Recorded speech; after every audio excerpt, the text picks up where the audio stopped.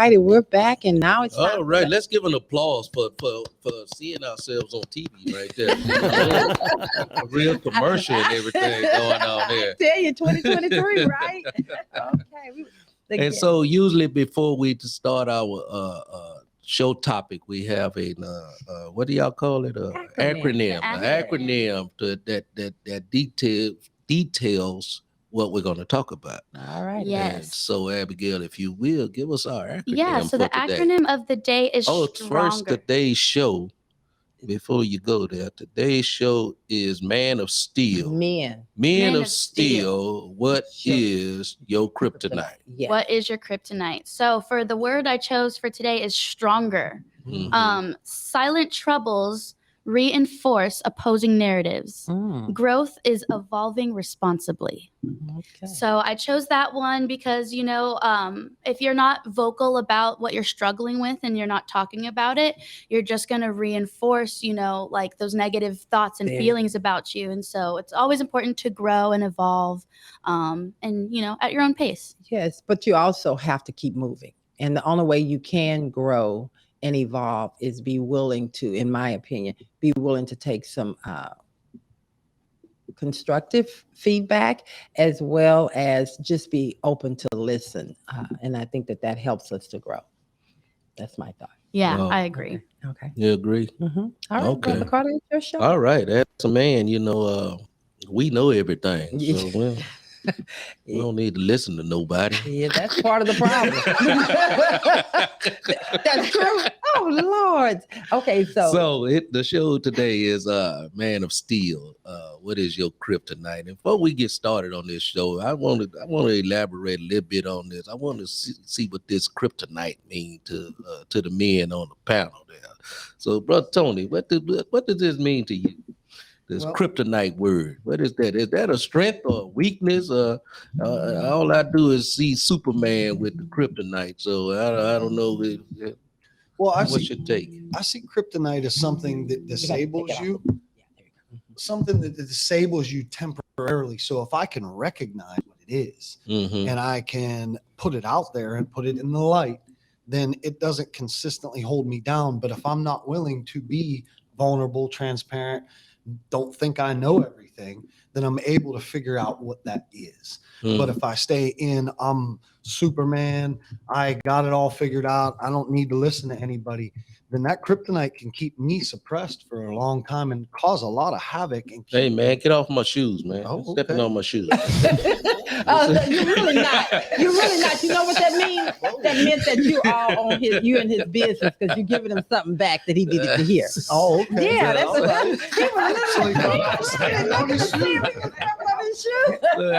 what what you think about this word kryptonite here? Man, it's about, a weakness, man, that you encounter that brings you lower than what you should be. And kryptonite also alters the value that you have in your life. As a man, as a father, as a human being. To me, that is the kryptonite. And I think all of us in our lives have had a piece of kryptonite along this journey, whether good or bad. We've all had to deal with some kryptonite. And as you get older, you're able to recognize what your kryptonite is. You should. You should. Sometime, and I know this is a men's show, and so Christina, we're gonna jump in because men say that they know it all. So I think you should be able to recognize, because you can't keep acting. You say when you grow up, you put away those orange things, the childish things. Okay, then if you're still functioning in the same way and responding in the same way that you did when you were a child, there's been no growth. There's no growth at all. Yeah. Because most of us men, our kryptonite when we're young are women. And as we get older, it kind of goes away. That's what I was gonna say too about Adam. I say he must have been his kryptonite. That was his kryptonite. Okay. And it's been for all of us, and some of us it still is. Yeah. So, Brother Justin, talk to me about this word kryptonite. I think most of my kryptonite is inside my head, and the way that I feel about myself informs the way that I react to other people. And when people trigger me, Val said it when we're talking about constructive criticism. When I had a low self-esteem and a low opinion of myself, I was completely unable to take criticism from anybody. Like, that would destroy me because I was so fragile in my own self-belief. And I think that happens to a lot of people. And you really have to work at being able to take criticism and embrace growth and change and recognize that maybe I'm not perfect and I do have some things I could work on. So that's my kryptonite. It's all in my head and how I feel about me. All right then. So that's very good conversation taking place there. And so my idea of let me ask you this: can kryptonite? Everything I'm hearing, it sounds like it's a weakness or a deficiency or something like that. So the Superman movie, I can't remember it all, but he would lose his powers because of kryptonite, right? Yeah, if he got close to kryptonite, he couldn't do anything. He couldn't do anything. But I will say this, so being that it's okay. kryptonite, you can't learn anything if you don't recognize it or address it. So it's not a mistake unless you don't learn anything. And so what I'm hearing is you have to know your limitations in life, and at some point when you recognize it, you need to do something to change those things. Amen to that. Well, sometimes I guess the question would be, do you really know? Do you recognize when it? you recognize If you don't recognize it and someone's pointing it out, or can someone else point it out for you? That's the whole point of the scripture that was said this morning, is iron sharpens iron. Yes. I have to be willing to be open to another person to give me constructive advice. There you go. And know that that person is saying and doing that from the betterment of my life and theirs and our fellowship together. Wow.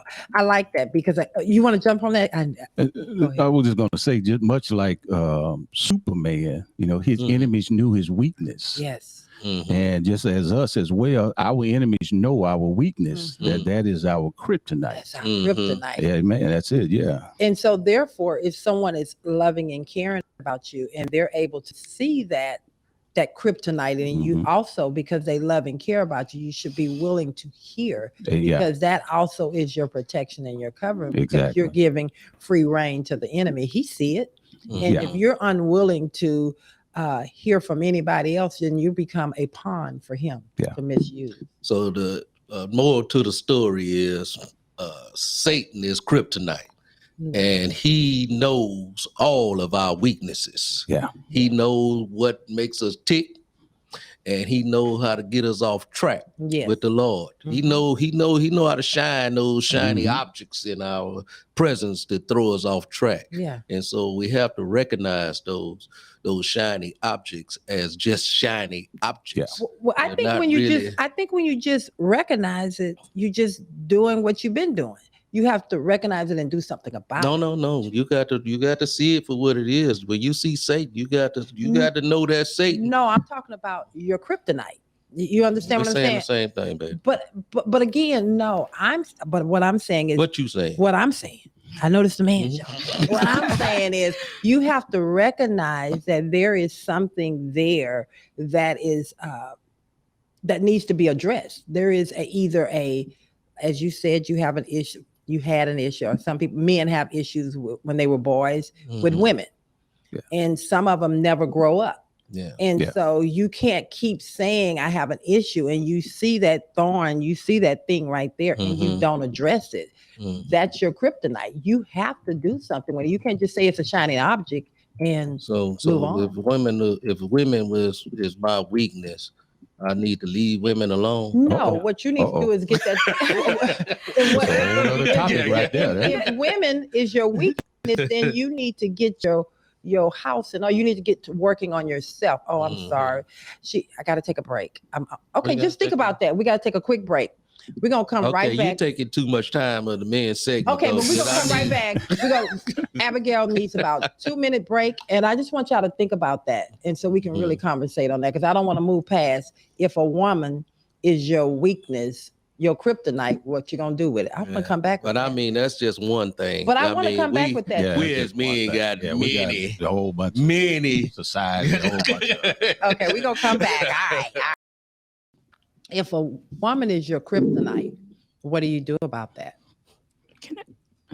Okay, who could go ahead? Yeah, Yeah, don't let me ask permission. speak on just that jump in there. because Yeah. you know we all But have. sometimes women and other women's kryptonite too. So just saying. It's not even that type of party. But you know, women can have men as their kryptonite as well. You know, it goes both ways. We just don't talk about it as much. But you know, that's a weakness. Everybody have a weakness, and I think we go a lifetime trying to figure it out and try to overcome it. When you know, in a word, we have. When you are weak, you know, that's when God is strong. And we don't give those weaknesses to God. I mean, I had in my own personal experience, I had to say, you know what, God, I can't overcome this. You know, this is a battle of mine. You said the battle is not mine, it's yours. So I need you to take this. And you really have to physically give it to him, you know, verbally and just, you know, in heart. Yes, I like that. Okay. Yeah. All right. Is there anybody? I need to say that your accent sound like you're from another country or something like that. She's actually from here in the United States. It's straight New Orleans. New Orleans. Not New Orleans, Louisiana, but straight New Orleans. New Orleans is a country all in itself, I believe. Yes. All right. I just want to keep going. Anyone else want to address that issue as far as what the host Val said? Rickey just got here. Let me introduce y'all to Rickey. Rickey just got here on the set this morning, and I want Rickey to go ahead and introduce himself to the people. Oh, just introduce yourself, and then we'll go back to the question. Absolutely. Well, I'm happy to be here, and I love this beautiful set and beautiful smiles and beautiful people, and the energy is already great. I'm already feeling good. Rickey Getwood, Jr., life coach, personal trainer, massage therapist, author, and motivational speaker. I am a self-care specialist. That's my main thing. I'm here to help people be better.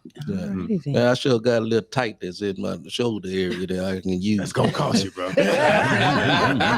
Nothing is free, my friend. Rick is actually he is truly a family member. He is thank you so much. His mother is my Oh, you a real boss. You got people bring you coffee and everything. You are so petty. You are so petty. I'm so sorry. He is my cousin, and he is one faithful one to the men from a man's perspective. So thank you for making it in. Amen. And I'm very proud of you. Well, thank you. Oh, look at this cousin love. But anyway, the question was, if kryptonite is women, if women is your kryptonite, what do you do about it? So and the reason that the woman came up is because sometime when you're a boy, when you're a young boy, you so let's ask him, what is your kryptonite? Yeah, what is your kryptonite? You know, the interesting thing is I'm glad I'm actually late on purpose, because as I thought about that question, I didn't really have an answer. Okay. I didn't have an answer. Okay. Because my thought process with a lot of things is I am my biggest critic, and I am my own kryptonite. Oh, okay. So anything externally takes me away from myself. So what is the thing that I am battle with is really just me. I'm my own kryptonite. So if I keep going externally, I keep taking myself away from myself. So it's really it's nothing externally, just me. It's you. So what do you do about something? So there's a lot of people might feel the same way you feel, you know, constantly like rejecting yourself or something like that, or just not having confidence or belief in yourself in certain areas of your life. You know, that can be a certain level of kryptonite when you're talking about yourself, you know. Absolutely. And I understand that. Totally. So the biggest thing is, like, once you become comfortable with yourself, you can face yourself. And most people are not comfortable enough with themselves to face themselves. So they keep on seeking external validation to make themselves feel like they're valid. Right. So it's like, oh, I need you to make me feel important. It's like, no, you keep taking yourself away from yourself. So my biggest thing is this. That's deep. I like that. The biggest thing is this. If you know, and we all know our triggers and the things that bother us, it's like, face that. Like, that's the thing. You got to deal with it. Yeah. The problem is also the answer. The problem is the answer. What do you mean by the answer? All right. For instance, so let's say, most people know my backstory, right? I used to be 400 pounds. Suicidal, mental issues, all of this stuff, right? Just check my book and all my history, right? So the biggest thing is, like, how do I battle with obesity? Look at my habits. Look at the things that I'm doing. Okay. It's clear as day. It's not complicated. You know, the thing is, I eat. Can I curse on here? I'm sorry. Yeah. You know, I was got. Say what you say. I know. You know, when you eat bad foods and you can do it on a consistent basis, that's the answer, and that's also the problem. Like, how do you fix that? Yeah. Dude, stop eating bad food. Yes, You know what I'm saying? yes, Stop yes. doing that. You know what I mean? If you have a problem with lust, pornography, depression, or whatever your situation is, like, yo, I can't stop watching porn. That's the answer. That's the answer. Stop watching porn. So the problem is like we're so uncomfortable facing ourselves, and we're so comfortable distracting ourselves that we never get the actual answer. We never get the actual resolution. So but the actual answer is the question. That's it. Wow. Whatever the actual thing is, you know what I'm saying? It's like, oh, we talked about, women being your kryptonite. Oh, I can't stop having sex with different women. I'm like, dude, shut up. I call people out now. If you have a coaching session with me, I'm like, I'm straight up. I've gone from being very passive and like, oh, well, here's the thing. Let's sit and talk about it. Get a session with me. It's like, bruh, my thing is this. And I always tell people, like, before you come to me as a life coach, I suggest you see a therapist, right? If you have past childhood trauma, all that good stuff, right? Go get that worked out. Get that part done. Because me and a therapist work hand in hand. Therapists know what's going on from your past. You come to me so I can make sure you last. That's my thing, right? Yeah. Aftercare. Go see your therapist, deal with the childhood trauma.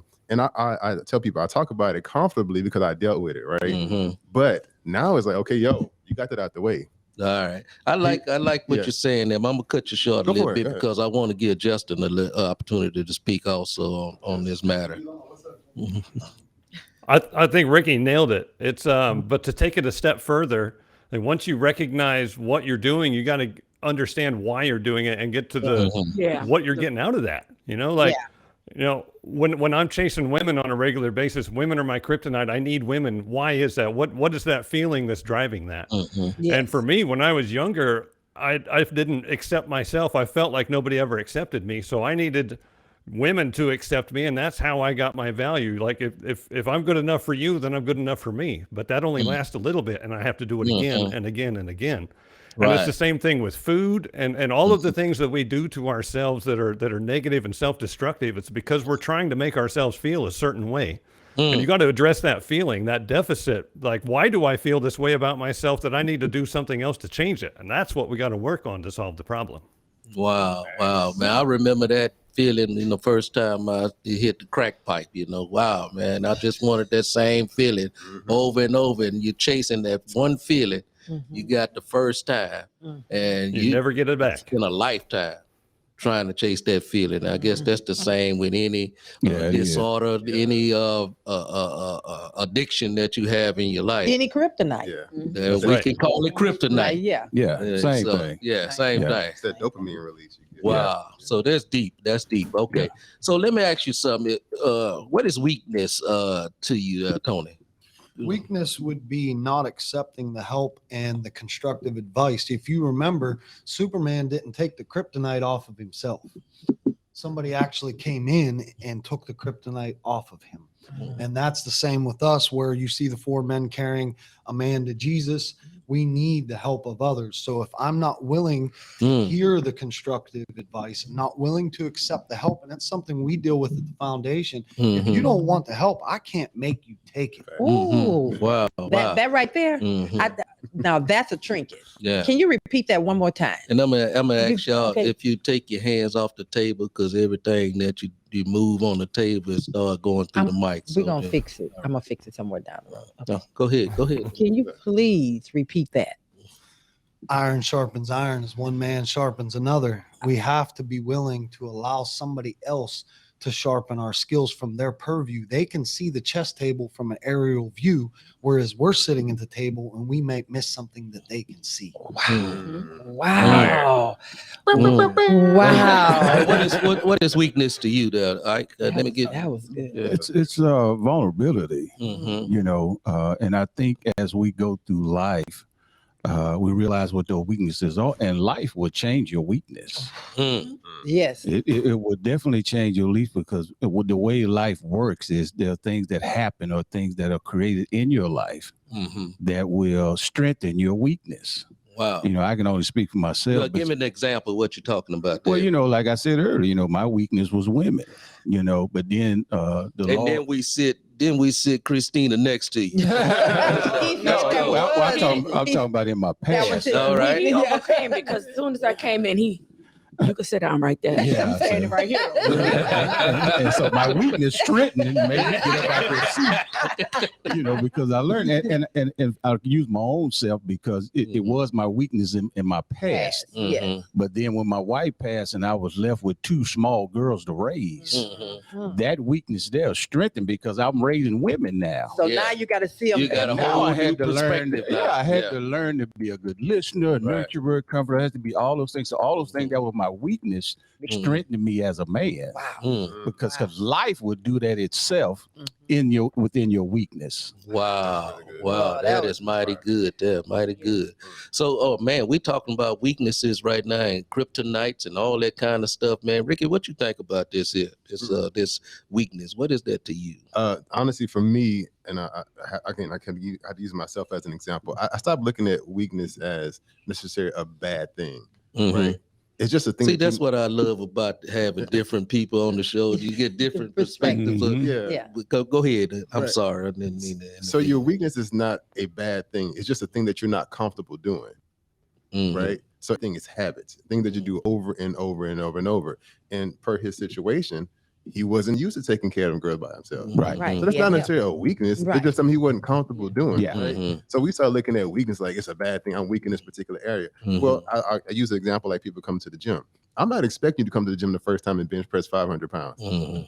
And you're like, I'm weak. No, you're just not used to doing it. You know what I mean? So if you change your perspective to look at it like, yo, man, this is just something you're not used to doing. Right. It's a habit that you haven't developed just yet. And for whatever reason you haven't allowed yourself to continue in this habit, hey, that's what's preventing you from being quote unquote strong.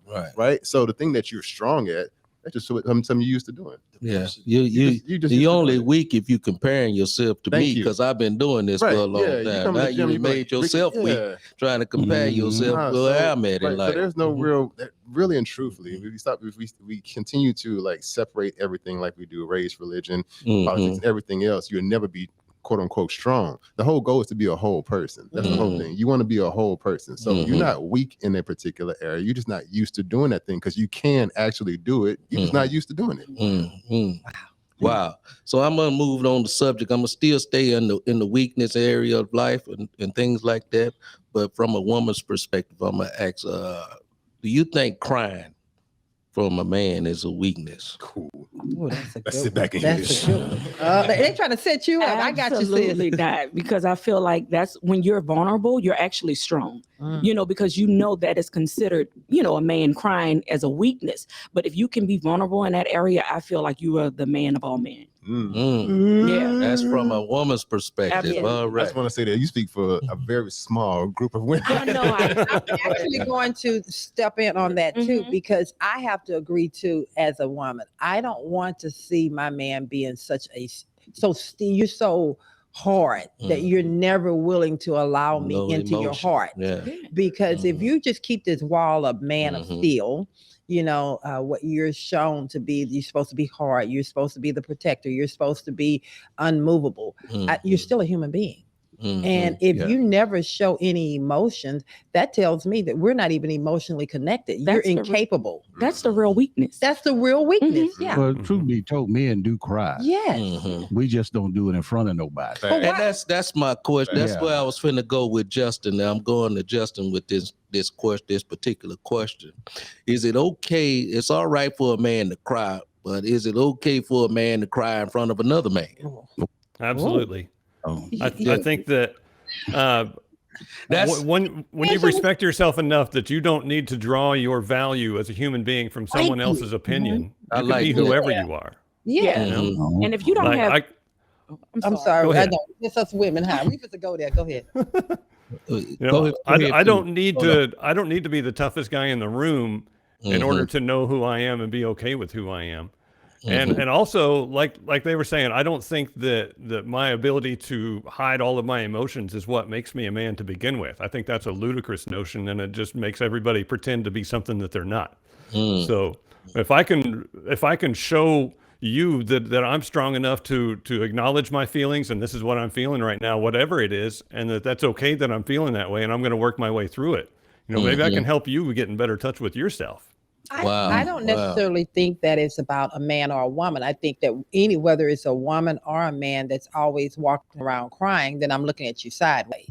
Now, if a man is in if I'll say, for instance, you're going through something. You're in a state where you are. I'm always going through something. Okay. Yeah, me Do too. you understand? So if you're going through something, if Ike is your friend and you're having a conversation about what you're going through, you're needing to get it out. Right. And if you happen to cry doing that, I don't see anything wrong with that because he's a man. Yeah. I think the problem is when you sit back and you try to hold it in. In hindsight, you're right. But as men, we have a difficult. But that's the problem. But that's the problem. Because you feel like, well, is it a thing that you don't feel comfortable crying around that man? Because if that man is a brother or he's a friend, right. And even when it comes to women, if I don't feel comfortable crying around that person, is that person really my friend? Right, there you go. So I would like to add to jump in this it. as far as the view, the lens that we're looking through this is what does this produce? And I'll go back to what Rickey was talking about. If I don't let that out, then something else is going to come out. Yeah. Yes. And anger, frustration, rage. Yes. And then those things separate us. Right. Where the actual tears, the emotion connects us. Plus, it makes us more diverse, not just in the secular world, but in the emotional, spiritual context. And that's where the real connection happens. That's where the growth happens. But you have to be courageous. And for me to be courageous, I need an advocate. I need a counselor. I need somebody to say, you know what, it's going to be all right. And not only that, to see another man do it is exposure therapy of saying, all right, if he can do it, then I can do it. And my whole thing with that is it goes back to being, and I'm not as a man, I'm talking about as a woman, looking at a man that has so many emotions pent up and won't talk about it.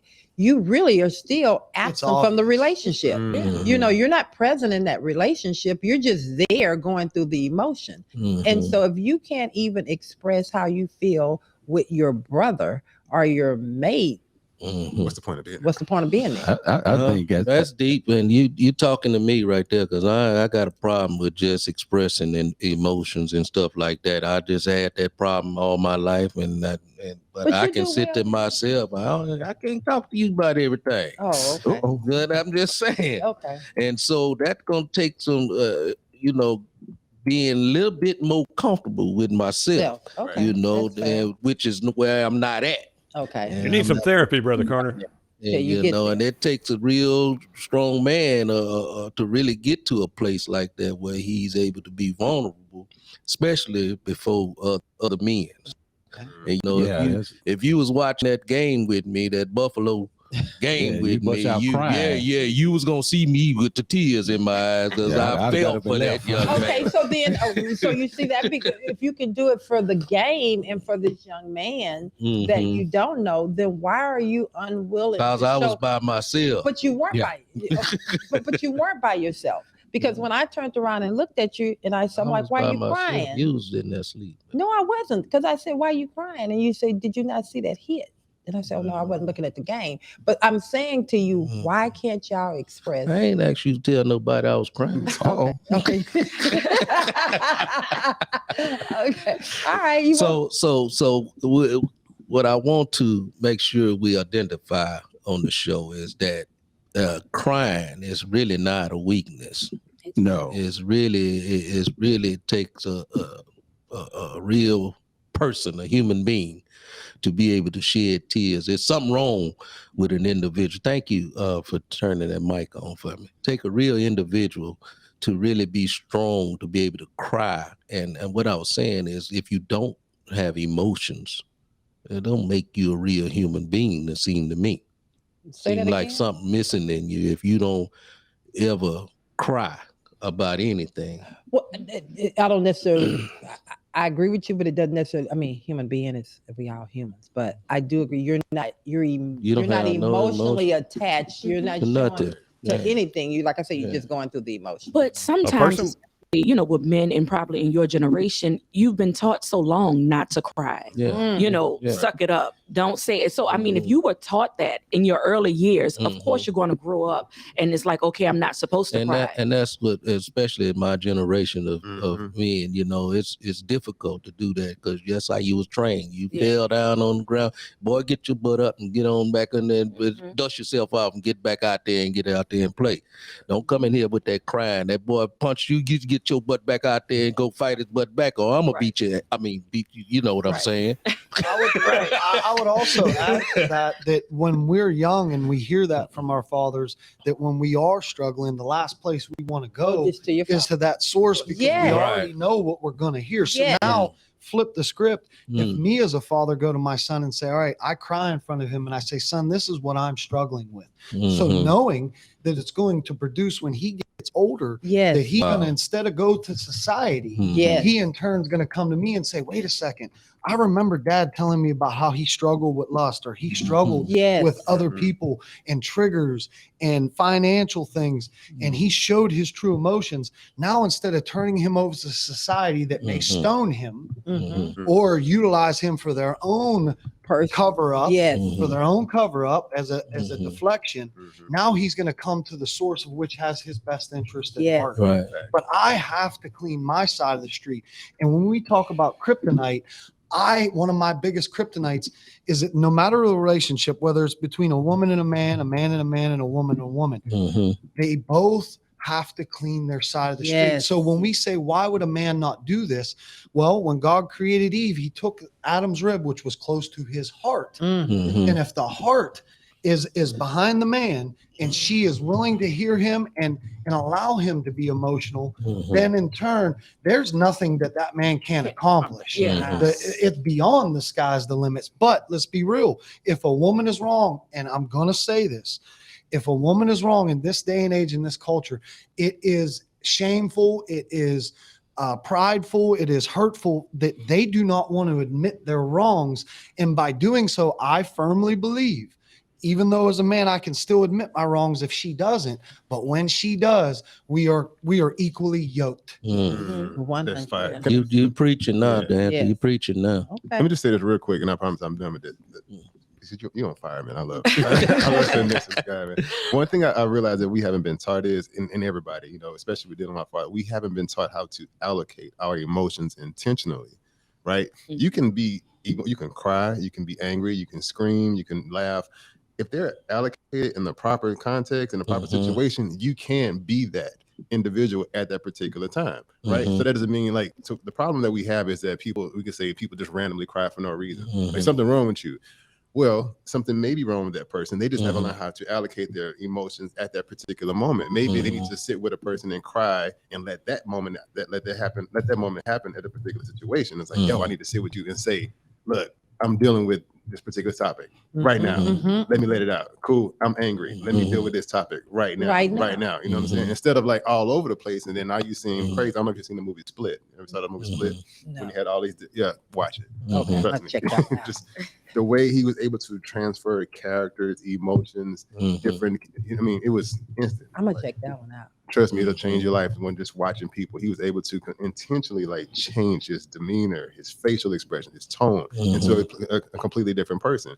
And we all do that. We just don't do it intentionally, right? So I'm saying do that junk on purpose. Do it on purpose. And then when you do it on purpose, it's more, you're in control of it now. Now you got a new habit of saying, I could cry when I get with you by myself.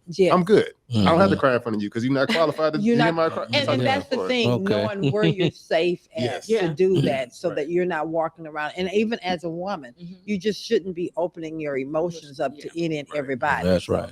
Okay, then. I want to thank you, Rickey, for that free advice that you just gave. So appreciate it. I think Abigail wants to give us something over here. She's taking the mic. Yes, we have a question from YouTube, and it is Rosemary. She asked, can you scroll down so I can see it? Oh, Val, what is your kryptonite? Oh, me?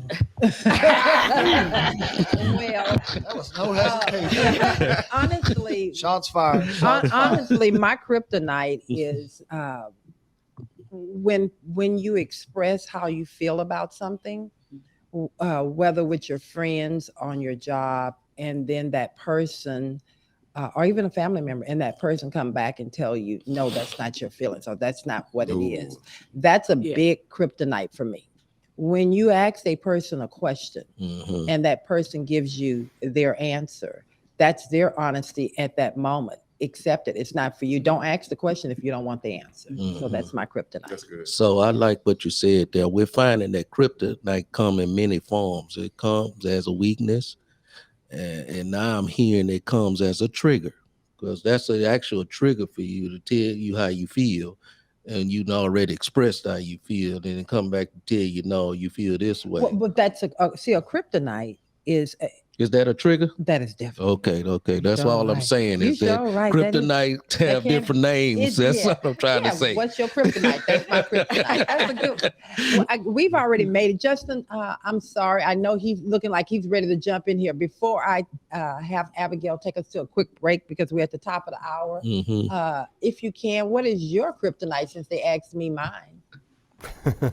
Well, mine is my feelings. I think, because the person who does not have emotions is called a psychopath. That's a real thing. There's not a lot of those, but that's a real thing. And when we train, especially our boys, when we train our boys to be psychopaths, and then we wonder why they grow up and act like psychopaths, it's because we made them that way. We made ourselves that way. Yes. So, I was trained to be a psychopath, just like everybody else.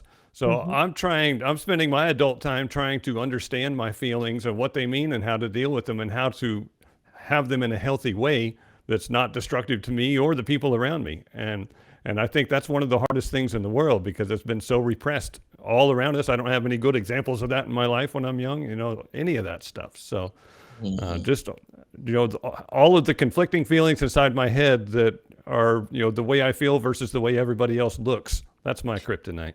All right. All right. Well, thank So you. before we take the break here, I want to lead a question out here before the one we're going to address when we come back.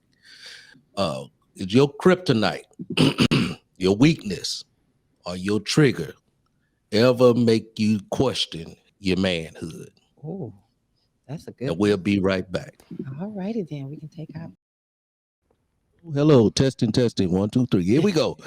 Welcome back to the Love and Victory Show with Val. I'm your main man, Brother Carter. Yeah, I'm the co-host and hosted actually the show this morning. So thank you for letting me do my thing today. You doing it too, baby. All right. All right then. So we left with a posed question.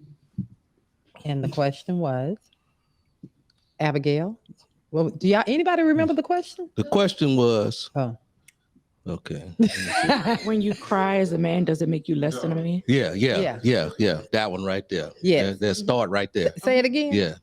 As a man, if you cry, do you feel like Do your kryptonite, do your less than a man? weakness, or Yeah. do your triggers make come you feel into less- your life make you feel less than a man? Let's go to Justin up there, if he will. You're gonna put me on the hot seat. Yeah, let's go to Justin up there. I think that when I was younger, all through my 20s, a lot of my 30s, I really didn't have any idea what an actual man was. I had this conglomeration of ideas in my head. And so I tried to become that. I tried to become something that wasn't real and held myself to an impossible standard. And so almost everything about my life made me feel less than a man, because I couldn't be that guy with no feelings and that was hard and didn't show anything. And I couldn't be the guy that was perfect and didn't make mistakes. And so much of that, well, I think 90% of that came from my dad and my dad's idea of what I should be as a man and a person, and trying to achieve this impossible standard of perfection. But, when I look around at the guys that I work with, for example, especially when I was in the Army, but even after that, as a civilian working for the Army, is just a very, very manly man environment. And I compared the way that all these guys around me looked to the way that I felt on the inside. And that made me feel like less than a man, because I couldn't measure up. And I didn't understand that everybody else is just wearing a mask and trying to hide all of the things that make them real. Right. And so all of that stuff tore me down. And so I would go home and drink myself to death every night trying to feel better about who I am. And it's because I didn't understand what a man even is. Okay. Wow, that's deep, because wow, a whole lot of men are dealing with that same issue that you just spoke of. So wow, so thank you for that. Ike, what you think on that? Do any of those issues make you feel less than a man? I don't think so. You know, growing up. Question, should I say, not make you feel, but question your manhood, should I say? No, you know, like I said, you know, growing up, my dad was very hard. He was a man's man. And he represented that, you know, he wasn't the one to whoop you, he would punch you, you know, because he wanted you to man up. And it wasn't until I actually saw my dad cry that I realized that, oh, I can cry, you know, because I thought that was the way you was supposed to be, that you wasn't able to cry, you wasn't able to show emotions. You had to always be hard, no matter where you at or what you're doing. You had to man up about everything. Right. Until I actually saw his weakness. And when I saw his weakness, it made me a better man. That I can actually share my emotions, no matter how hard the world thinks I am, or how people, you know, value me or look at me, that I can share my emotions. And as I said earlier, you know, I don't know if any of y'all raise girls, but when you raising girls, your manhood will change. Right. And you don't know as you go through life, you know, God gives us many lessons throughout life.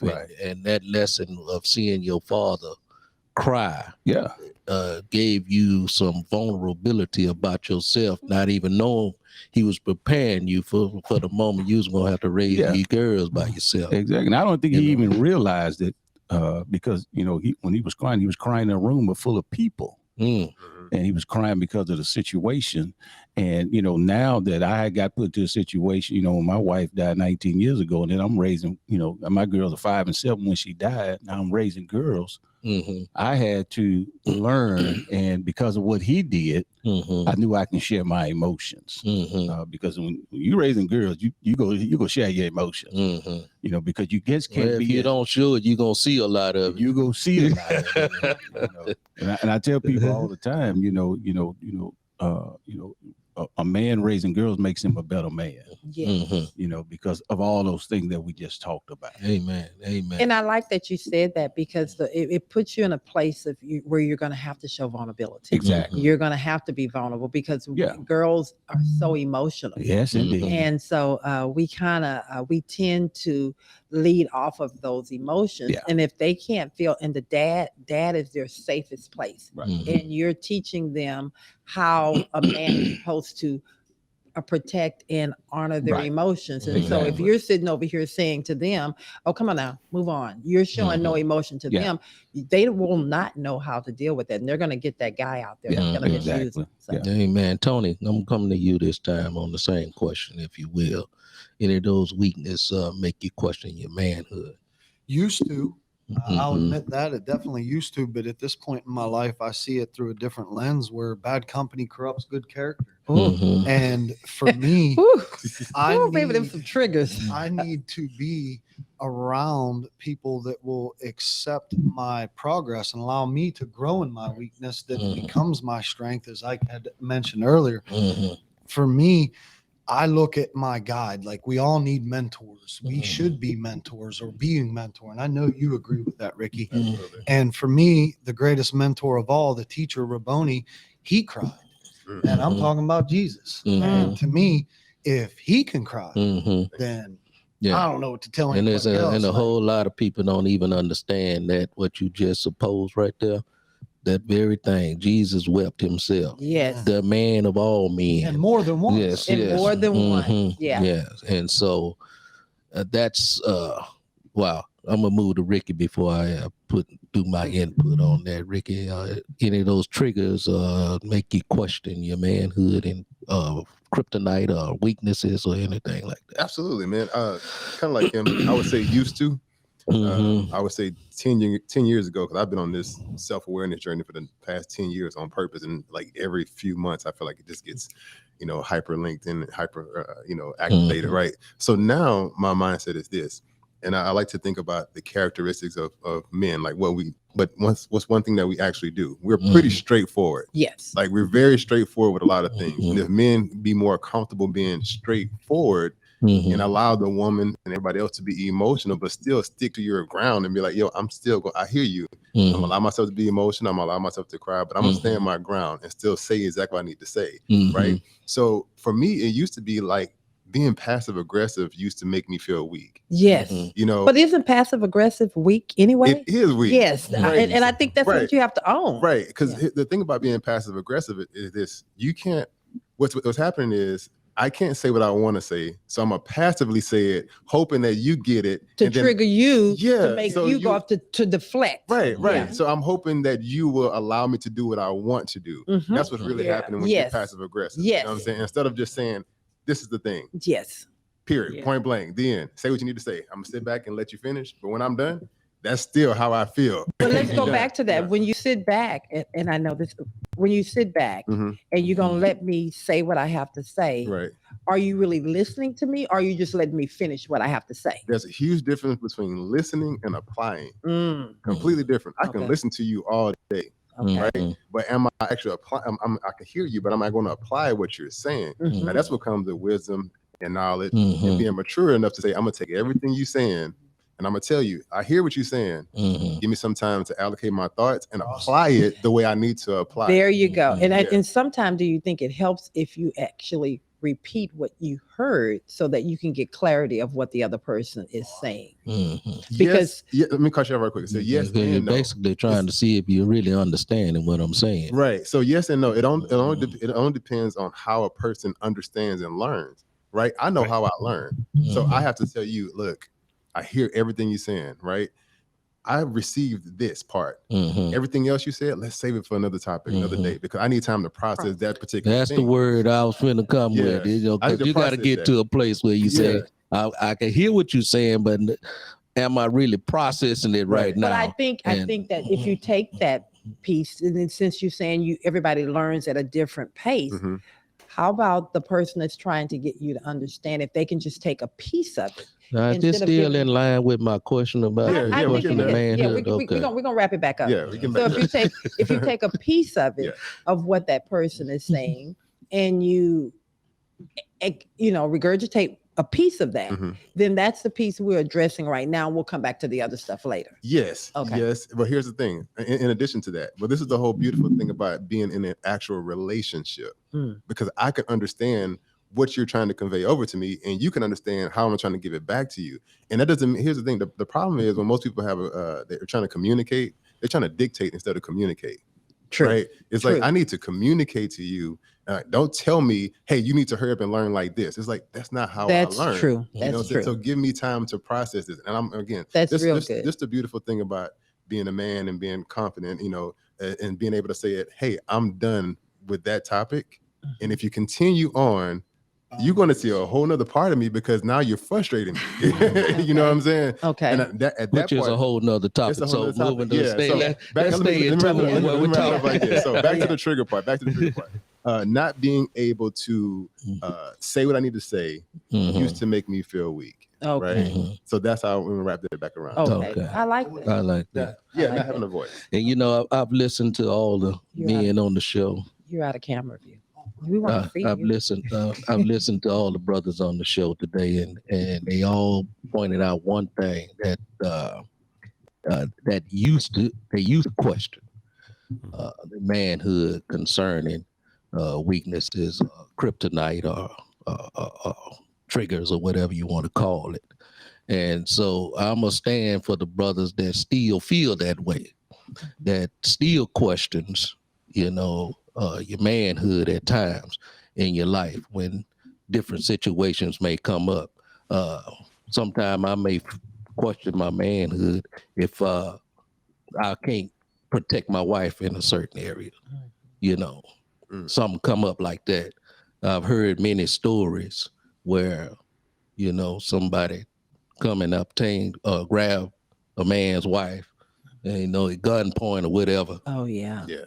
And that's a trigger for me. And that'll make me question my manhood or something like that happened to. Well, and I'm glad you brought that up, because in that situation, it was really nothing that man can do, because that wasn't. That still don't change how the man narrative. feels. Yeah. Yeah. But see, that's when, my question is, what is a man? Like from a male definition. What is a man? What is a man? Because you read that right out of my head. See, I know you did. What is a man? Yeah, because that is the major question. Yeah. About vulnerabilities, weaknesses, and all these different things. Because the truth of the matter, we all damaged. Mm-hmm.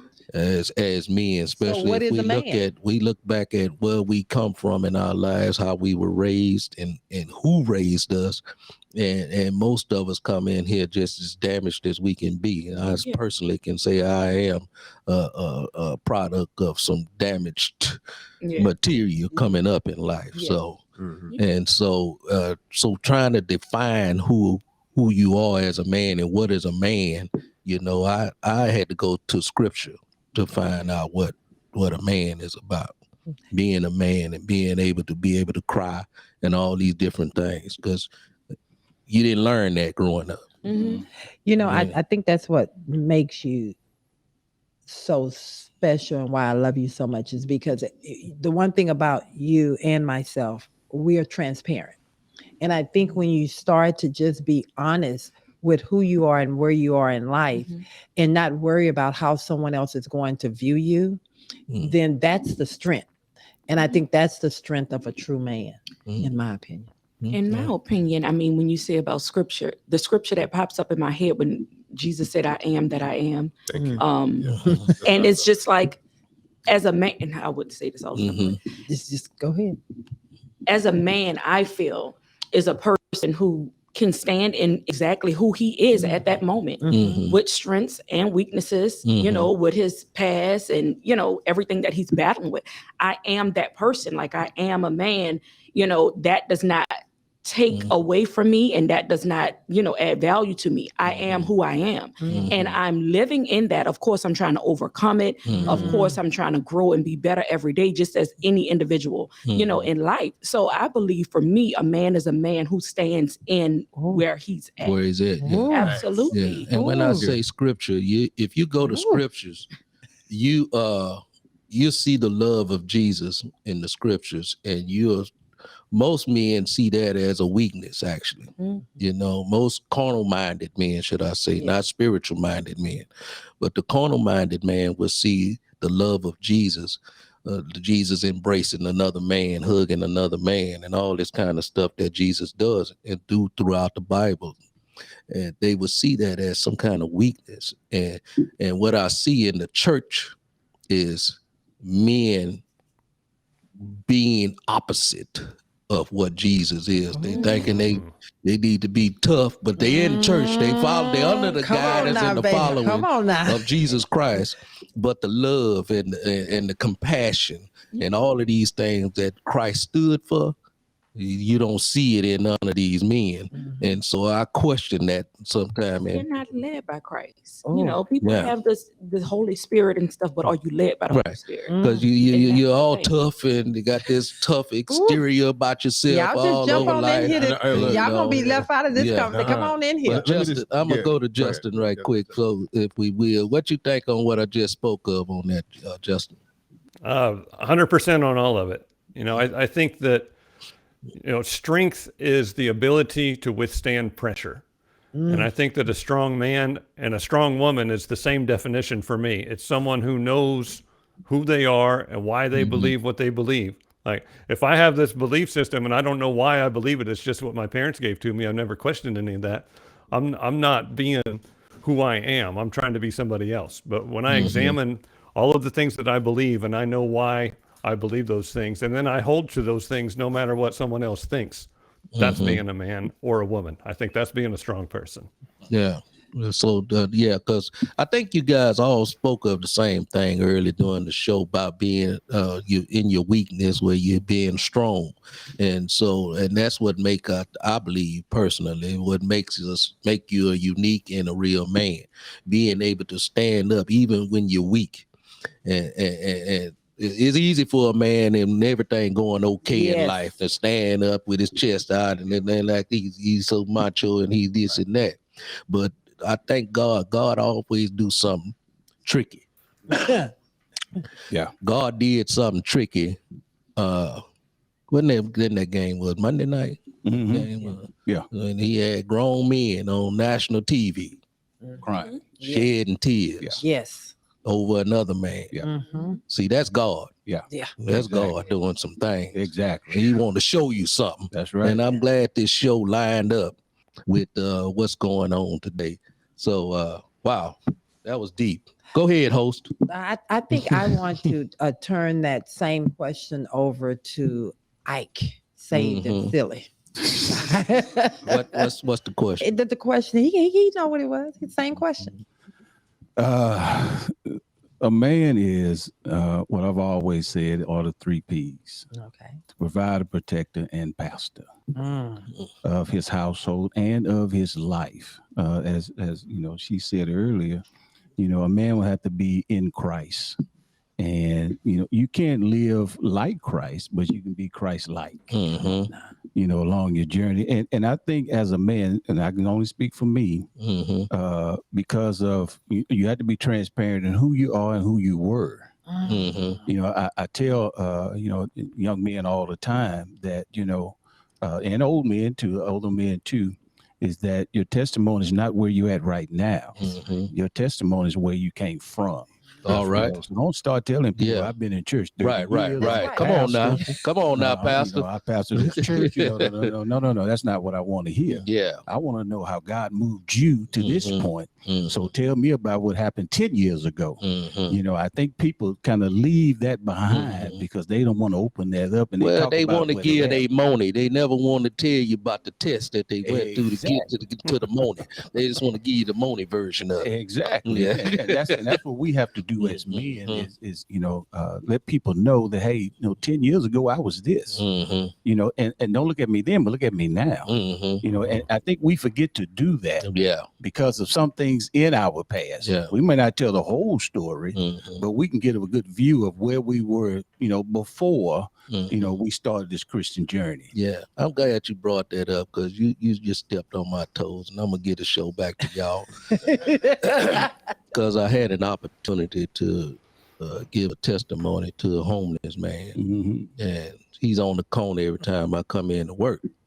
And so yesterday morning, I knew he was there, so I went on pull my dollars out. I was gonna give it to him. Yeah. But I gave him the money, but I didn't tell him. Yeah. Once I was doing what you doing. Exactly. You know. Exactly. And you'd be surprised how that just blesses people. You know, you know, I had to you know, do a conference one time in front of some young men, you know, as a mentorship. I don't know if y'all know, but I mentor within the juvenile system to the young men. And, you know, one of the things I said, I told them about, you know, my past, because they looked at me like, oh, well, I got it all together. He got it all together. He drives a nice vehicle, blah, blah, blah. But it ain't always been like that. Yes. Right. You know, and when you share your story first, I didn't just go into where I'm at now. Right. I shared where I was before I got to where I'm at. Right. And you'd be surprised how that blessed so many people. Right. Because they thought that, oh, I don't know if I can get out of this situation. You know, and like I said again, you know, always share where you were before you share where you at. Yes, man. You did good. It's funny you say that because that aligns with the Love and Victory show when God spoke to me and said, move forward with doing this. Right. It's to put truly who I am and where I came from out there so that we can change lives. Exactly. And the life changes happens with the conversation. Right. But you can't have a conversation if you're not willing to be honest and vulnerable because people will see the fakeness. So well, I just want to let y'all know the disclaimer has been lifted. The man do cry in front of other men. And it's okay to be that. Okay. We're proud of you for it. Okay. Sometimes you know things will hit you in life, and when you were speaking about giving your testimony, you know, and I really felt bad I didn't give that that young man that lesson. But with that of hope, that opportunity will come again. It's coming again. Yeah. Because you just said you passed by this young man every morning going to work. Yeah, but you never know. that might have been the last time. You just never know in life. But we hope that I we think have an that- opportunity to do that. If not him, someone else will. Right. But I do think that everything happens for a reason. So I don't think that necessarily it may have been for him, but I think that moment, that's why you had your breakthrough. That was for you. Yes. So you don't beat yourself. What you mean? That was for me? That was for you because it was God really touching your heart and saying, I've given you I need you to something. get back to what you've been doing. I've given you before something. you got where you You at. asked me what I mean. I'm going to tell you. That's the Okay. exact reason why Yeah. it had to be shared today. Yes, Mhm. because Yeah. he needed you. He said, the young man he's going to be there every day. Yeah. Every time he's going to be there. Mhm. But I need you to go back to that person, Yeah. being that person standing on the mountaintop, sharing your story, which is my story. So. Mhm. Because I can share this real quick. I was actually maybe 3 months ago, I was headed to the radio station Mhm. and I stopped at the light and there was a lady on the corner. And I said, I just looked at her and I didn't, she didn't ask for any money, but she was actually sitting in her chair on the corner reading her Bible. And I didn't think nothing of. She didn't ask for anything, so I didn't want to pull nothing out. But then as soon as I pulled off, the Lord spoke to me and said, you need to go back around. Go back. Mhm. And so I went back around and came back around. That lady was still sitting there reading her Bible. Got out my truck, gave her $100 Mhm. because the Lord said, bless her because she's doing my work. And she wasn't begging. She wasn't.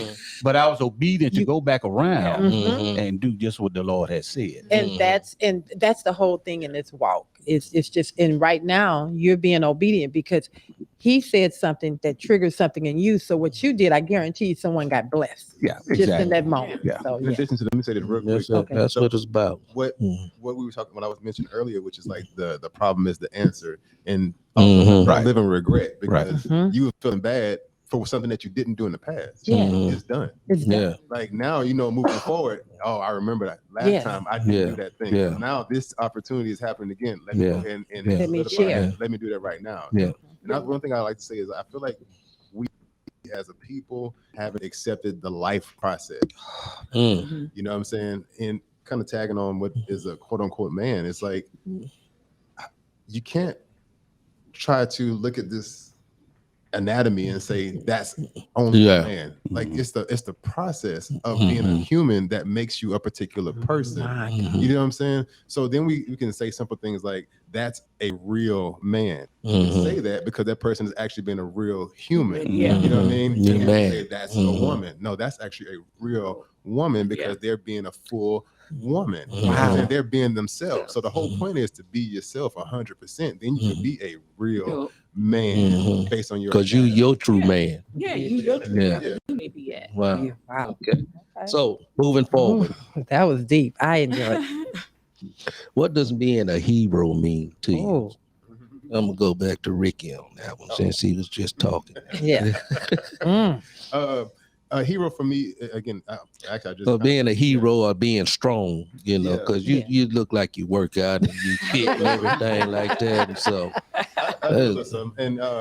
I've learned to maximize my strength so I can facilitate my weaknesses. mhm. Okay. And that just means that I'm really good with myself. I can tell you to the verbatim everything that's right and wrong with me, right? And that's what makes me a hero for myself. So I can give you what I can give you, right? Because every hero has a particular thing that they're good at doing. Think about Aquaman, like his thing is being in the water. You know what I'm saying? Superman, for whatever reason, can't go in the water. That's not his place. You know what I'm saying? So being a hero in your own lane is the only thing that actually makes you a hero. All So right. when you get out your lane, you're no longer a hero in that Right. particular area. Right. I can't go to his place and do what he do. I wasn't a vet. I don't know the backstory. I can't do that stuff. You know what I'm saying? But you come in my lane, it's like, I got you. Yeah. That's my thing. So being okay with saying this is my lane. I can't do makeup and all that stuff. You know what I'm saying? I can listen to you all day. That's not my thing. That's you know not what I'm your saying? thing. I go there, I look like a fool. You know Yeah. what I'm saying? But as far as being a hero, I'm really, really comfortable with saying, yo, I'm the dopest life coach you may ever meet. I'm the best personal trainer you may ever meet. Yeah. You know what I'm saying? I'm the best massage therapist you may ever meet. You know what I'm That's saying? your lane. That's my lane. Yeah. Everything that I'm good at, I can say that's my thing. I'm a hero in these particular So areas. so that's what makes you. That's what being strong mean to you. Staying in your lane, doing what you know Yeah. that you know. Yeah. And if I Yeah, don't being- know, Yeah. being an even more here's the real hero in me, right? I'll be honest and say this. The real hero in me can go to his spot and sit back and shut the heck up. There you go. That's right. And learn And something. learn, Okay. and I'll apply it somewhere else. All right, you're gonna take up all these boys' answer in a minute. That was deep there. I like that. That was good. So Tony, what you think about this here? What does it mean to be a hero or being strong as a man? I think it goes back to what we define a man as is, are you a carnal man or are you a spiritual man? And a carnal man sits on the throne.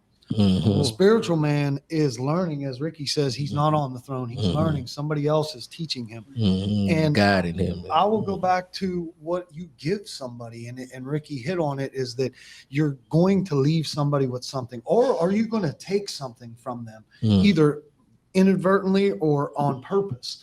So for me, I'll also hit on the gentleman that's also Justin. part, yes sir, is that in the Bible it talks about a soldier, and we talk about soldiers being heroes, and Ricky saying, you know, for what I do, is in the Bible it describes the soldier as one who endures suffering. So to me, a man, if I can stand in that suffering, learn something from it, and anybody can do what's easy to do, right? But when it's difficult and you're put on the spot and you have to be challenged to grow, then in turn you not only grow yourself, but you're going to give something to somebody that they may have never seen before, or they may never have experienced before, and to become more diverse. And to be a hero and to do those things, you've got to put yourself out there, because that's what we want. We want to grow. We want to evolve. We want to become more together. But to endure suffering and somebody actually witness that is where the change is made and the connection will stand. All right. Well, we got some philosophers and preachers and everything. You know, I gotta go with what learned. You know, as I said earlier, you know, I was a carnal man. And my testimony is where I'm at now, is that I learned to not be a carnal man. So when you was a carnal man, you did carnal-minded things. Absolutely. You understood carnal-minded things. But I'm gonna say this here too. I think spoke carnal-minded things. But when you became spiritual, I put away you put away those carnal-minded things. But do you put them away? Because see, here's the thing that I think that sometimes when we, as Christians, and oh God, they know I'm on the show. Why they call it? Sometimes what happens is that just because you're growing, just because you're moving forward, that doesn't necessarily mean that that carnalness is not going to come up. It's going to come up. Amen. It's gonna come So up. I think that I wanted to just come back and make sure that I said that it's not going anywhere. To add to that, I was talking to Ike, or not Ike, I'm sorry. I was talking to you earlier before we started the show, is that if there isn't a struggle, then something ain't right. Maybe you submitted to what isn't best for you. There should be a struggle. There should be something that you're consistently working on, or somebody is helping you work on. That's right. Oh, very good. Well, Ike, let's go to Ike on the mic over there, about being strong and strength and heroes and all this kind of stuff. Well, I think these gentlemen pretty much said it already. You have to be first be your own hero. And I think one thing I would say, you have to be obedient to your gift, to be able to share and stay in your lane in your own gift, because the gift that God has given you is gonna create in you a hero, not only just for you, but you'll be a hero to others. I like that. I like that. Well said. I've never seen a tree eat its own fruit. Wow. Hey man, we got and I got Justin on set up there. He have a very analytical way of expressing things over there, and I truly appreciate him. Did I ask you that question, Justin? Did I? No, but I don't know that I could say anything that hadn't been said. I think, Ricky hit it so out of the park for me, and that, it's knowing, playing to your strengths and knowing what you can do to be of service to others, and allowing others to play to their strengths and be of service, and not trying to be the star of the show, but just being your part. All right. Okay, sorry about that. I actually want, if we can, I know we got a lot of comments coming through here. I think we've had a record show on the YouTube, and My Facebook ain't caught up yet. no, they can't catch up. Okay. I think on YouTube alone, we've had 200 viewers that have been in here the whole entire time. That is Amen. huge for the Amen. Love and Victory show with Val. We got, All right. and then we also have Ike on the mic that has to cut out of here because he has to go do his show. And so I want to give us an opportunity real quick. Before we exit, we go back to the comments. I want Ike to give us his perspective on the show and say a quick goodbye. Ike said he ain't got to go. He said he all right. No, I got He really do. Yeah, he has to go. Oh, okay. He has to go. Okay. So if you can, Ike, real quick, give us your perspective on the show and being a part of the Love and Victory family. I love being a part of the Love and Victory show with Val. as I've been here before. And y'all like family to me now, Yes. and I just love the topics and the discussions. The discussion are very transparent, and that's one thing I do on my show. We're just very transparent. Yes. And I think that's what a lot of people have to be, is transparency along this Christian journey. Yes. So I thank y'all for having me. And before I leave today, I want to bless all the guests with tickets to the Queens of Clean comedy show. So I'll send 10 tickets in your name. Wow. I want to say that before you go, that's why I'm turning to you. Can you tell them about your comedy show that's coming up? And if you can look in this calendar and let them know what's going on. There you go. Yeah, you literally are. You literally are. The Queens of Clean comedy show is just what it says. We produce and promote clean comedy shows. There's no cursing or anything in our shows. And it's hilarious. We do shows, locally. Every now and again, a slip up might come up. Well, I've only had one in 2 years. I've been one, but he no longer does jokes for us. Was it Rickey Getwood? And we do shows locally. We also have a show touring as well. So I want to invite everybody out. I guess with about 10 tickets that I would put in your name, Val. For your guests as well to come and visit us at the February 4th at 7:30 p.m. at the Mash Theater downtown. The Queens of Clean comedy show. We have 6 female comedians that will be in the house and come out and have a laugh-a-looyah good time. Laugh-a-looyah. and I can actually, my husband and I can contest. We went to one of your clean Saved and Silly comedy tour. And when I tell you we laughed. Saved and Silly. We laughed the whole entire time. So you guys are in for a treat. And again, I thank you so much for just taking time out to come over here and bless the Love and Victory show. Thank you for having me. Hope I'm invited again. Oh, you're coming back. You got him, right? Yeah. All right. Love having you, man. Appreciate you coming in. All right. So before we close out, we have one female on the set, other than the host herself. And I want to ask this question to Christina. Christina, after hearing everything you've heard about men on the show, I mean, for you, what kind of man would you be looking for if you're looking for a man or happen to be looking for a man? What are you looking for as a man to be your man? Well, a man like I spoke before, a man that knows who he is. He has direction in life. He's an overcomer. He stands in his strengths and his weaknesses, and he's comfortable there.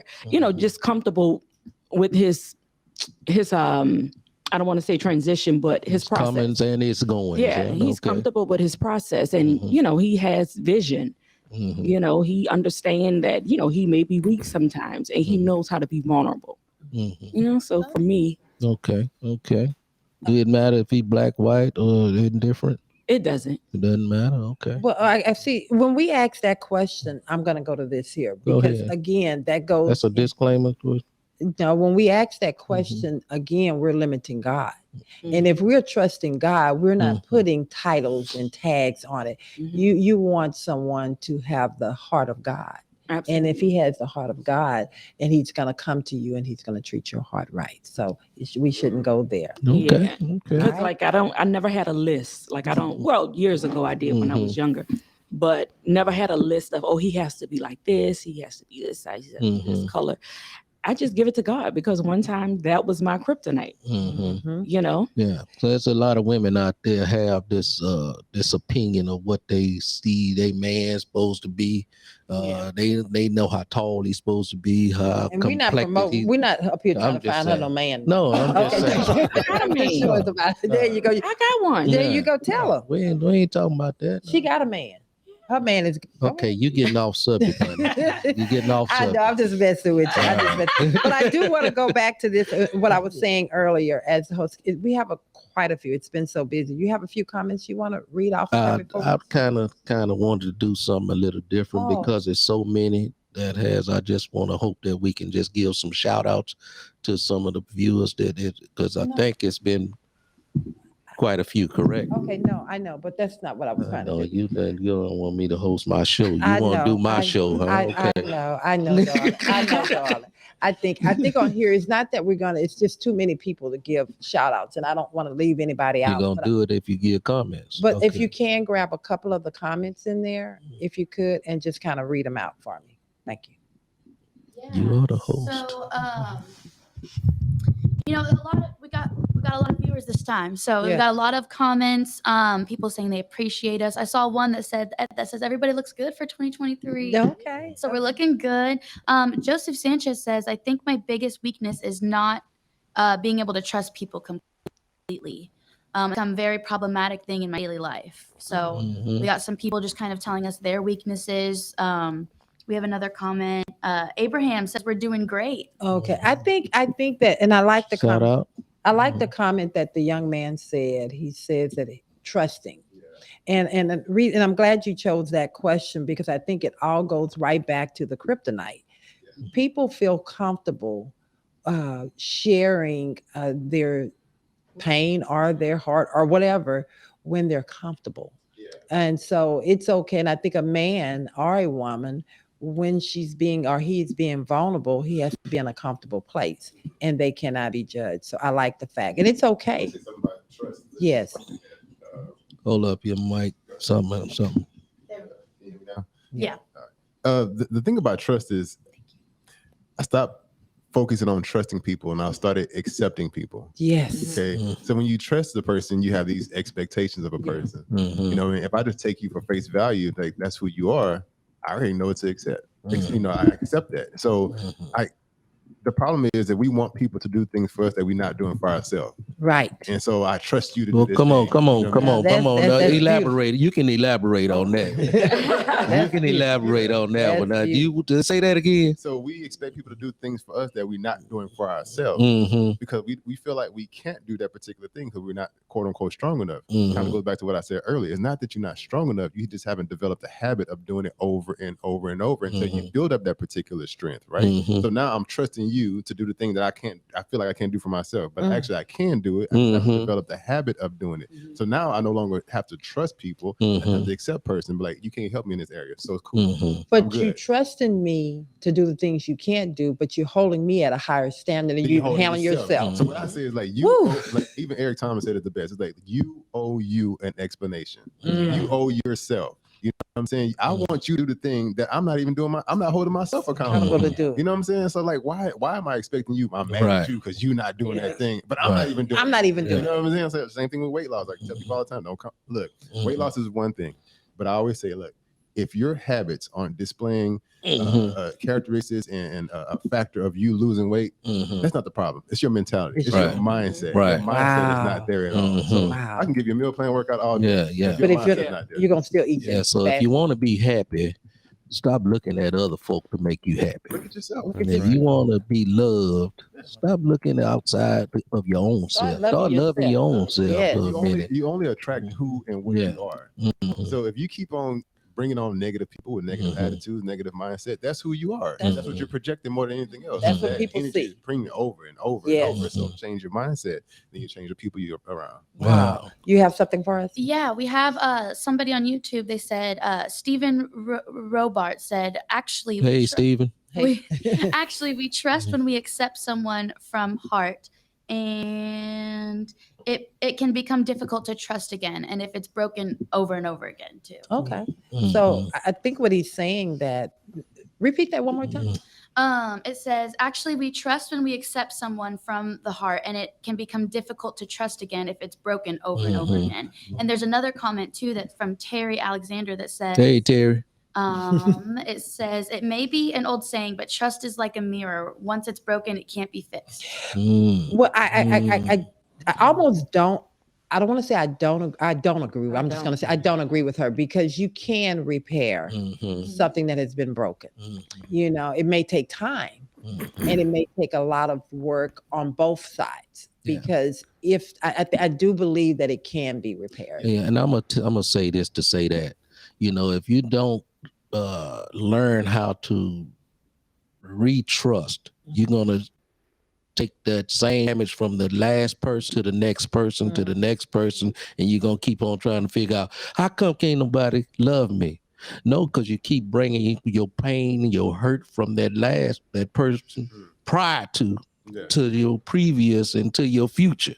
And so, and also look, people have to learn how to respond to distrust. That's the real problem. Say that again. Once you learn how to respond to distrust, you no longer have the big mindset of I have to trust you, because I see that I can't trust you, so I can respond intuitively. It's like, oh, I see it. Okay, I don't have to and give you that's all that. it. That's it. Yeah. That's it. So it's not that, oh, you know, I'm gonna get my heart broken over and over and over. Yes, if you allow yourself to get it over and over, because you keep putting yourself in the same situations, you respond the exact same way. Same thing over and over and over. Wow, I keep getting my feelings hurt. You keep doing the same stuff. One of these days, I'm gonna learn how to, you know, articulate these words out like y'all do like that.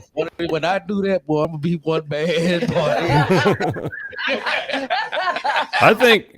Can I jump in on that? To add to what Ricky's saying is, you got to look inward. And I think to comment on one of the comments earlier about, you know, I don't trust anymore, is now by doing that, your outside circumstances are dictating your actions. And those outside circumstances are always going to be there, and they're good that they're there, because now you have adversity to build character.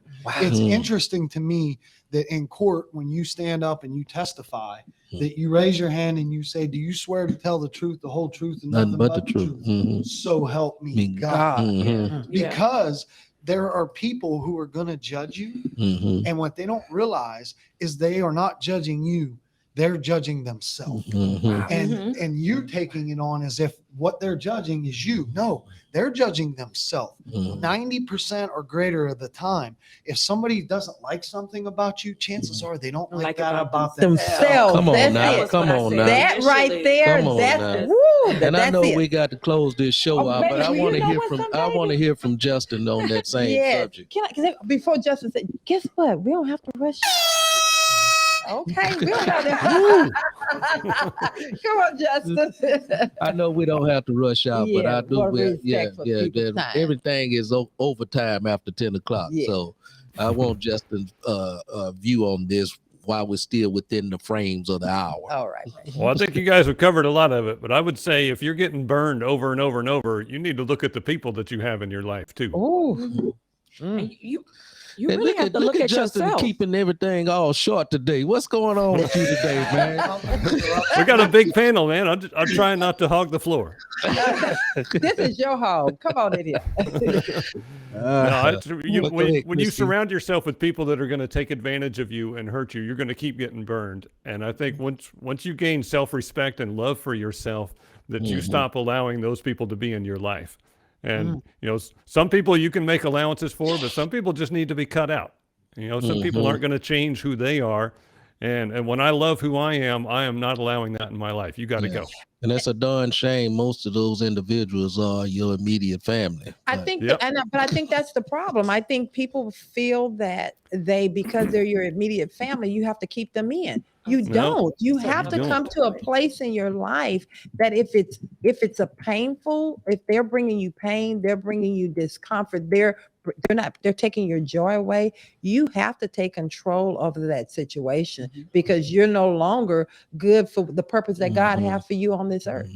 Right. The only one that can obligate you to another person is you. Doesn't matter if you're related to them, if you live next door to them, you have no obligation other than one you put on yourself. Wow. That's okay. Go ahead, Christina. No, I was just saying that I think a person who always get hurt and they can't trust, I think it's an inner issue with that person. Mhm. If you always encountering people, that always mess over you and break your heart, that's a you issue. I'm gonna have to look at myself and say, okay, well, what are you carrying?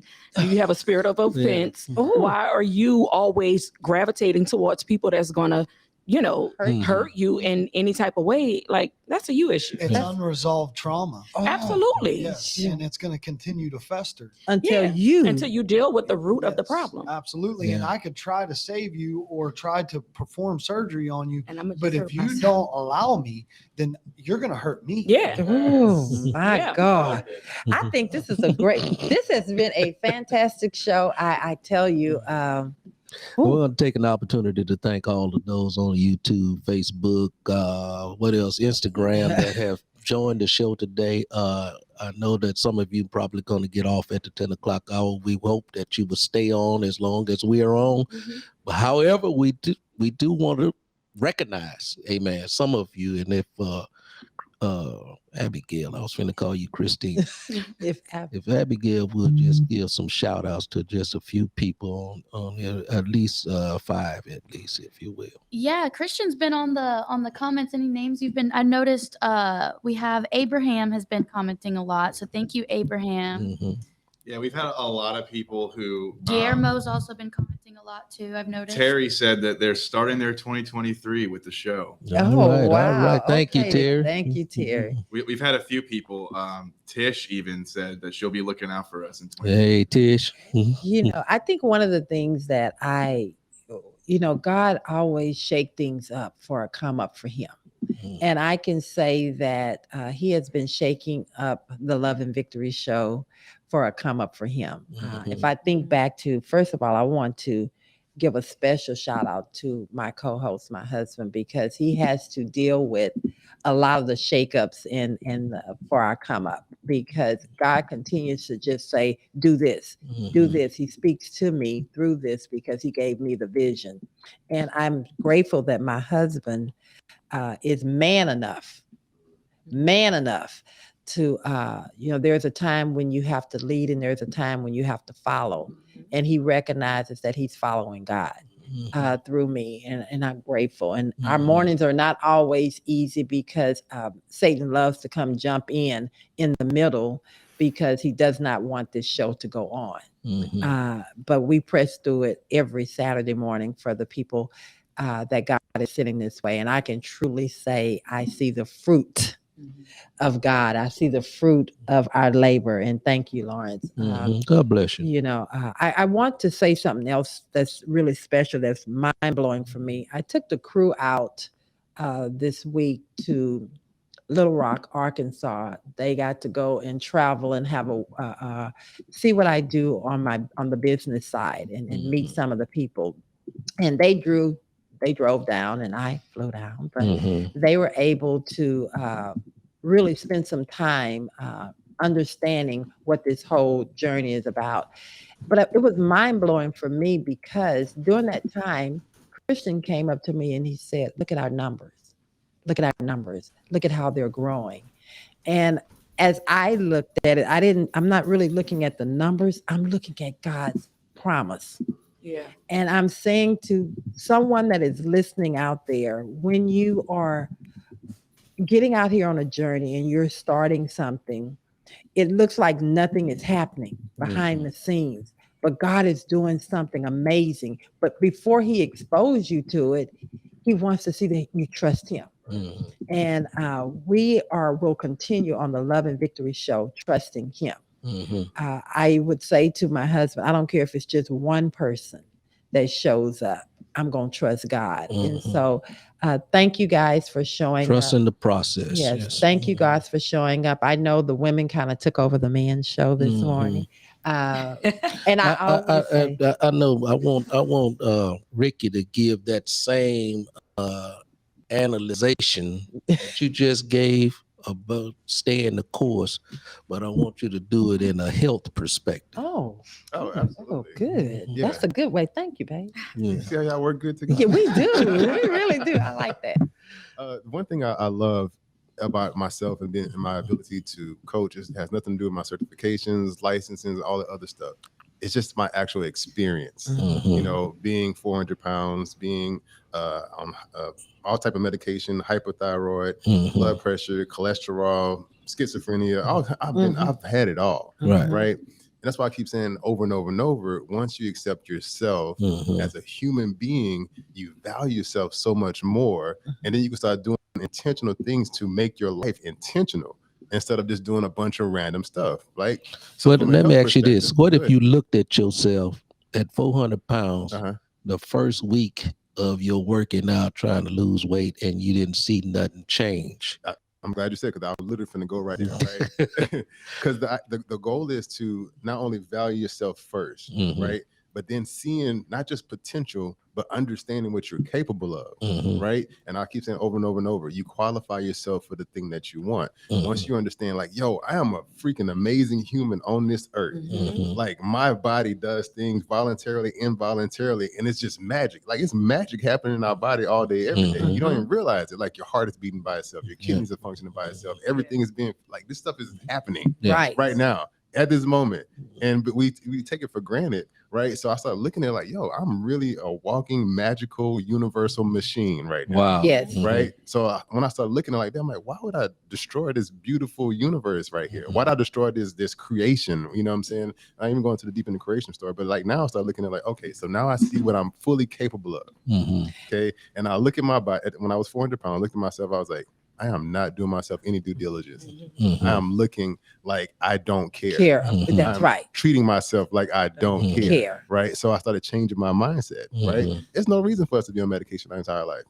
Our body's not meant to do that. Right. So if you're taking medicine that's synthetically doing what your body's supposed to do naturally, that means your habits are not lining up with your body.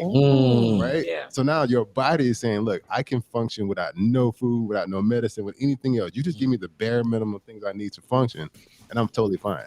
Wow. But because we're just like, oh, I got to go do this and I got to be on medicine. And again, reprogram your mindset so you can create the life that you want, right? So from a health perspective, it's like, accept yourself first. Start doing some like basic things like my heart is actually function. What do I need to eat to make my heart function, right?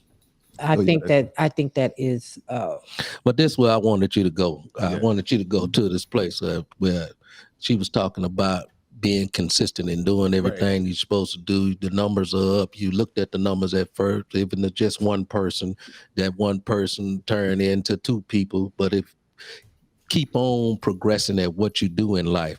And I was asking you about the weight loss situation. If you had looked at yourself, a month down the line and didn't see no improvement, it's easy for someone to just give up. And when you don't see some improvement, and it's easy for you to give up if you hadn't seen, if you concentrate on what you see. Versus where we going. Well, what we had. Let me finish this here. You know, I ain't very talkative, so okay, go ahead. Let you go. There you go. Go ahead. Let me spit this out here. Okay, get it. All right. So if you're just looking at where you at versus where you're going in life, and I'm trying to help somebody right now, because somebody looking at their situation right now and don't think that they can progress or go forward in what they're trying to do in life, whether it's being losing weight or whether it's a business that you're trying to get into. You can't look at where you are today. You got to keep your mind focused on where you want to be. That's and so that's what you did when your weight loss thing. You didn't look at your circumstances. A month down the street, I'm 400 pounds when I started, and I'm 399 right now. And a month later, I was, oh man, I may as well give up. Right. You know. Let me say this, and I promise I'll wrap it up because I'm not going to go on. But so one thing about 2023 and this technology and everything that's available, before we had a lot of references and books and different things like that. So if there's evidence of success in any area, whether it's the Bible, whether it's a story, a documentation, or anything, right? Every process is almost exactly the same. That's why I keep saying embrace the process. Embrace the process. Don't worry about, look, I'm only losing a pound a month. You're supposed to. That's the proper way of doing things. And so let me get Justin right quick, because I'm going to let Justin get off the set here when he's ready to. But I want your perspective on what Ms. Val was talking about, going through the process of getting to a target point in your life where you see progress. It's all about the grind. I think just like everybody's been saying. I've written 7 books so far, and every one of them, I get about 30,000 words into it. A book runs around 80,000 words, right? An average book. So when I get to around 30,000 words written, like I feel like I'm running out of things to say, and I start panicking. I don't think I can make it to the finish line, and I've wasted all this time, and this has all been for nothing. And like Rickey was saying, it's easy to give up at that point. But realizing that the way you write 80,000 words is by writing 1,000 words every day. It's not writing 80,000 words at once. Yes. I've managed to get all the way to the end 7 times. And then each time I have that success, the next time I can look back and say, look, I already did this. I know I can do it again. I just have to do the part today that needs to be done today. Wow. And See, the hard part about success is staying the course and just remembering that it's micro goals. It's not macro goals. Well, I want to, in 2023, I thank you guys so much. But in 2023, I want to do something a little different. I want to start on time and I want to end on time. We have shortened the show. I want to be respectful, make sure that we are respectful of people's time. We have shortened the time slot. And I know that we can't get it all in. I thank you guys so much. You can catch us every Saturday morning from 8 a.m. to 10 a.m. on, and you can also catch us on LV with the Val, everything out there, LV with the Val. I thank you guys so much. YouTube, Facebook, Instagram, and we also have our very own what? Oh, thank you guys. Thank you for reminding me. We will have our app will be coming out. The Love and Victory Show with Val has an app that should be out, and we're going to give.